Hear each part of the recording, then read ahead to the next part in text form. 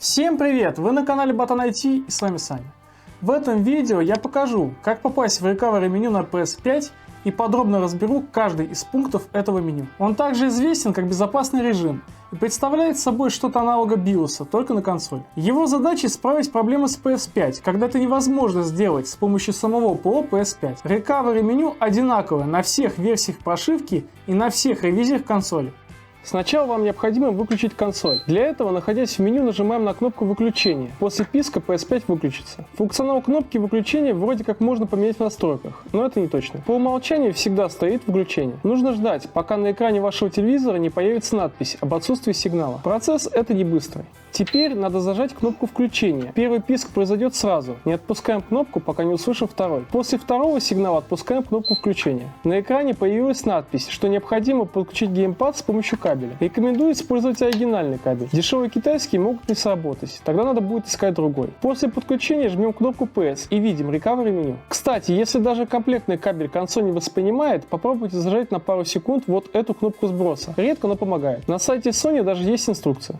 Первый пункт – это перезапустить систему PS5. Данная опция используется для выхода из данного меню. Нажав на нее, консоль запустится в обычном режиме. На PS4 эта опция выполняла более глубокую перезагрузку. Не знаю как тут, но если консоль вошла в цикл и есть возможность попасть в безопасный режим, то стоит попробовать. Второй пункт – изменить вывод видео. Он объединяет несколько пунктов из PS4. Первым можно изменить разрешение. По сути, данная опция сбрасывает настройки видеосигнала. Это может помочь, когда у вас нет изображений после включения консоли. Например, у вас стояло разрешение 4К, а вы подключили консоль к другому телевизору, который поддерживает только 1080p. В таком случае данная опция может помочь вам настроить картинку. Срабатывает после перезапуска. Второй подпункт – изменить режим HDCP. Эта настройка пригодится, если на телевизоре или мониторе с поддержкой 4К у вас есть проблемы с картинкой. В него надо зайти и выбрать HDCP 1.4. Вроде как должно помочь. Третий пункт поможет, если у вас по каким-либо причинам не получается обновиться через меню консоли. Внутри нам предлагают два варианта. Можно обновить консоль с USB накопителя. Для этого необходима флешка или жесткий диск в файловой системе FAT32 или EXFAT. В корне создаем папку PS5, в ней папку Update и скидываем туда файл ps5update.pap. Данным методом вы можете обновиться на любую версию прошивки, которую пожелаете, но не ниже своей. Естественно, консоль будет просить версию прошивки ту, которая стояла ранее, или более новую. У меня это 4.50 или выше. Откат на момент записи видео невозможен. Во втором подпункте можно обновиться через интернет. В данном случае обновление будет загружено и установлено автоматически. Однако в данном случае всегда устанавливается актуальная и самая новая прошивка, которая доступна в момент обновления. На PS3, PS4 и PS Vita можно обновиться с диска или картриджа. PS5 впервые убрали такую возможность, хотя на игровых дисках все еще есть минимальный файл обновления системы, который необходим для запуска. Четвертый пункт вернет все настройки в значении, которые были установлены при покупке. После того, как вы выберете этот пункт, произойдет коротенькая загрузка. Далее вы увидите нормальное меню приставки, где вас попросят подключить геймпад по проводу. Потом надо будет настроить сеть, после чего вы увидите своего пользователя. То есть сбрасывается все, кроме пользователя и данных.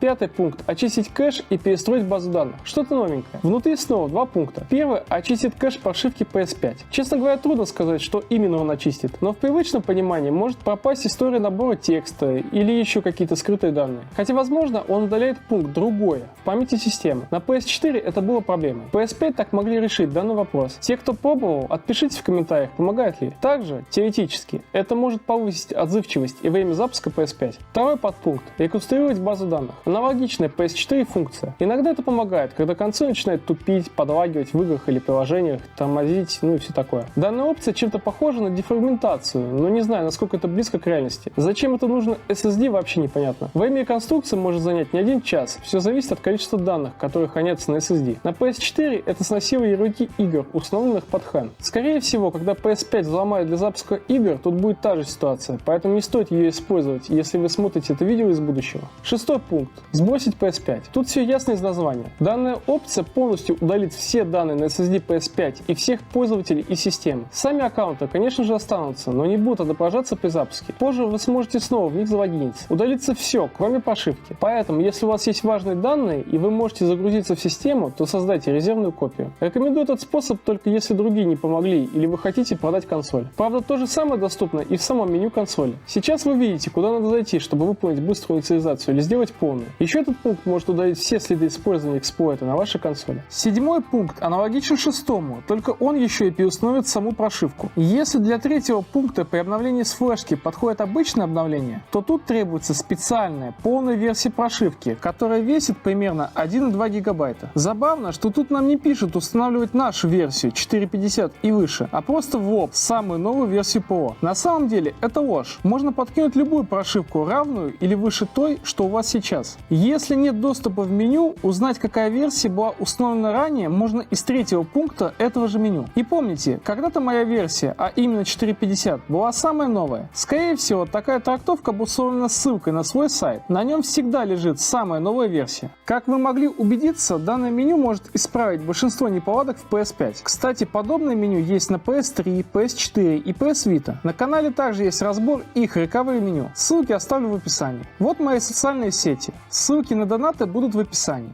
И как всегда, спасибо за просмотр. Подписывайтесь на канал, ставьте лайки. До свидания.